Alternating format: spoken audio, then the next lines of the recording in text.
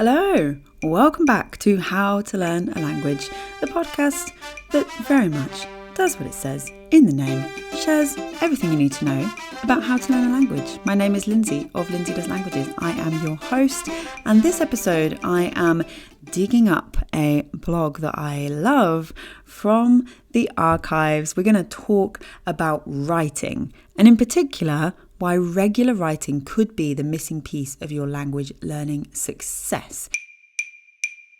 Before we get into this, I would love to remind you about the free ultimate list of language learning resources. If there's something, sometimes you sit down to try and write. You think, I want to write more, I want to speak more, I want to produce the language more, and you just are short of ideas, right? There's nothing, there's no inspiration sparking. You need some kind of resource to get that writing out of you. So the link is in the description for the ultimate list of language learning resources. You can also visit lindsaydoeslanguages.com/ultimate list. Maybe just list as well. I think both links work, and you'll be able to sign up and get that completely free. Okay then, why are we talking about this? Well, regular writing in other languages is a great habit for language learning. If you've ever wondered what's missing from your language learning and why it seems so easy for everyone else, this could be that missing piece that you've been waiting for. Because there's a lot of focus on speaking when it comes to learning a language, and it's easy to see why, right? Language at its core is all about communication. And for many of us, speaking is the end goal we actually mean when we say that we want to be fluent in a language. And writing then gets ignored. It's not seen as useful, as worthwhile, or as a productive use of language study time when you could be speaking. Besides, it's also worth mentioning around half of the languages in the world don't actually have a written form. We always hear about the 4 skills of language learning, like they're the 4 horsemen of the apocalypse, a fine team.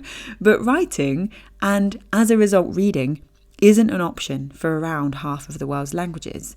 So does that mean that yes, speaking is king and writing is a waste of time?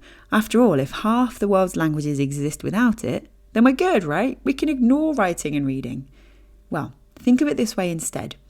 If language is communication and expression, the written form is an additional way of expression. What a joy that you have an extra way to express yourself in this new language.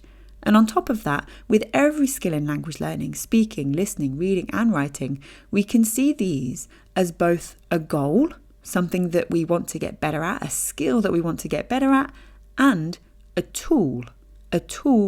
And what I mean by that isn't a football net or a spanner. I mean that writing can act as a tool for learning more and practicing the language to not only get better at writing, but to get better at other skills too. Now, I have a video that goes more into this about the role of writing in language learning. That's linked in the blog article. It's linked in the show notes. Do go and have a little look at that. So we've talked a bit about that difference then between speaking and writing. Maybe you've had a chance to go and watch that video about the role of writing. But I want to dig into this a little bit more. Because writing is slower and more permanent than speaking, it does become easy to avoid it and to do it less, right? So it's slower, so we do less in the same time frame, and it's permanent, so we're more aware of our mistakes. And how to move past this? How can we overcome this hurdle that stops us from writing more? And the easiest way is to consider writing not just as a skill to acquire, but also as a tool for learning. And Jessica Williams from the University of Illinois in Chicago describes it like this: writing has often been seen as the result of acquisition rather than as a facilitating factor. And as soon as you acknowledge this, it becomes easier to write more. We simply use writing throughout our learning process, not just in a kind of write a big paragraph using what you've learned sort of way. There's lots more to it than that. And In her article, Williams also mentions the processes of second language development. This is something from some further research. We talk about this a lot more in Language Life, but I'll give you the brief version of it. So there's 3 key stages in terms of how we learn and take in new languages. Firstly is knowledge internalization, then it's knowledge restructuring, and then it's knowledge consolidation. So what does this look like a little bit more in depth? Well, knowledge internalization, that is all about noticing stuff and taking it in. So in terms of writing, this comes into play at this stage when you're writing notes in the language, you're copying out vocab that you've learned, that sort of stuff. Knowledge restructuring, this is all about giving it a go yourself and getting corrections. So with writing, this is as you begin to write your own sentences, you experiment with new things you learn. And then knowledge consolidation is all about remembering and using the language in real life like a pro. And this is in terms of writing when you're able to write, good stuff that feels like what we think we want to write from the very beginning. Much like with speaking, we want to just speak and the words come out. We need to backstep a little bit and enjoy the process that gets us there. Because for some of us, writing is just a natural part of that. But if that doesn't come naturally to your language process, you're going to need a bit more inspiration to make it approachable, to make it more appealing to do. And this is where I want to talk to you a little bit about the differences between functional and creative writing. So the way to write more is to be open to this, to be open to the various different ways that you can write. And so I've got some ideas for you. Grab a pen. You may want to note this down. So functional writing then. This is stuff that has meaning and purpose in the real world outside of your language learning, even if it's not publicly shared. It's stuff that could have meaning in your real life. So things like meaningful sentences, paragraphs and dialogue, letters to real people, emails to real people, and text messages to real people. Even if you don't send them, it still counts. It's still functional writing. Things like essays, writing articles, social media captions, anything that serves a functional purpose like that. So many different ways just there that you can write. But there's also this creative angle as well. And we'll talk more about creativity later in the episode. So think about things like poetry, stories, drama and plays, lyrics, calligraphy, letters to an imaginary person, emails and text messages to an imaginary person. And again, social media captions here that you're taking the format and you're just making it more creative than functional. So as you can see, lots and lots of options for what you can write as you go into thinking about writing more. But why do you do this? What is the purpose? Let's talk about the benefits. Benefit number 1, it's more permanent. If you're thinking about producing more of the language rather than consuming, the default is probably, I need to speak more. So let's start with some writing versus speaking comparison. Ding ding. Round 1. When we compare writing and speaking, one of the most obvious differences is that in most situations, writing is more permanent than speaking. And this can be a reason we get put off, the fear of our mistakes being permanently laid down in ink. But there is a benefit here beyond that. That permanency of writing automatically helps us to document our process and our progress. And I've discussed the benefits of documenting your language learning in another article linked in the blog. You'll be able to find that and read more. But what's great about that is that then we have this record of our progress. We have this very easy way that we can look back and see how we used to be in a language and how we are now and how far we've come along the way. Really, really cool. That automatic documenting that comes with the permanency of writing. Benefit number 2, it's a slower process. So this is round 2. This is another side-by-side comparison of writing and speaking, and that is speed. Speaking is often faster, writing is often slower. And the benefit here to us when it comes to writing being slower is that we have more thinking time. Writing allows us space to process our thoughts a little bit before committing them to paper or digital paper, pixels if you like. And this extra thinking time can give us more time to produce better language without the pressure to perform that we sometimes feel with speaking. So this in turn helps us when speaking, because the more we practice that process, the quicker we can do it, and therefore the easier it is when speaking. This is also true in relation to vocabulary learning.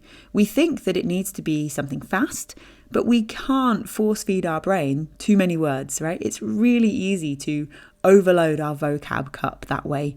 And writing can play a really useful role in helping us to learn vocabulary better and remember it. Benefit number 3 is more private.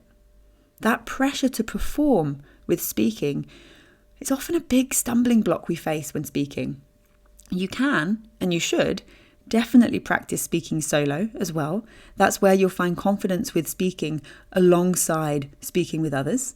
But writing, more often than not, unless you choose otherwise, is a private practice, something that you can keep to yourself very easily. And that means that you can worry less about making mistakes and you can just make them. And if you're concerned that that means you won't improve because you won't notice your own mistakes, no worries. You can use online translators, Google Translate, for quick back and forth checks. You can check with a tutor or a friend to see if they can spot your mistakes. Or, and this is a worthy skill to develop, you can get good at self-assessing your own language learning. Benefit number 4, it is a creative space. Writing doesn't just have to be writing a sentence each day about your day. It totally could be, right? And if that works for you, then do it. But part of the joy of writing is the sheer quantity of ways you can explore and get creative with the language. Writing gives you a creative space to experiment with the language. From poetry to imaginary dialogues to short social media style comments, there's endless ways to enjoy writing. And there are some suggestions for all the writing resources that you'll ever need on the blog as well. And benefit number 5, speaking practice. All this writing that you create, what a wonderful chance to practice your speaking. So sure, speaking still might be your end goal, but that doesn't mean that writing can't be a fun tool that you use along the way to help improve overall. And everything that you write, this gives you material to practice your speaking with. There's no falling back on the same, hello, my name is, and I live in monologue again and again. You could even use writing as an inspiration to create something between your italki lessons and then give you a talking point for that next lesson with your tutor. This makes writing a really great tool as well to help you start speaking for the first time. As I mentioned, definitely get on board with that free ultimate list of language learning resources, because if you do want to write more and you want that little spark of inspiration, this is what you need. It's huge. There's over 50 languages, I believe, now in the list. So it's well worth getting your hands on. You can join over on the blog. The link is there. The link is in the show notes. Or you can visit lindsaydoeslanguages.com/list and it will be there for you. This is a super short, little snappy episode as we revisit archive stuff. But it's important because this stuff is still so relevant, and there is still this difference that we think of between writing and speaking, and this hierarchy. We put speaking on this pedestal, and writing, as we've seen, it can be something that we work towards getting better at, but it can also be a tool to help us across the board, to give us something to speak, to practice, whether it's solo speaking or something you bring into a lesson, to give us something to think about the written word to then improve our reading.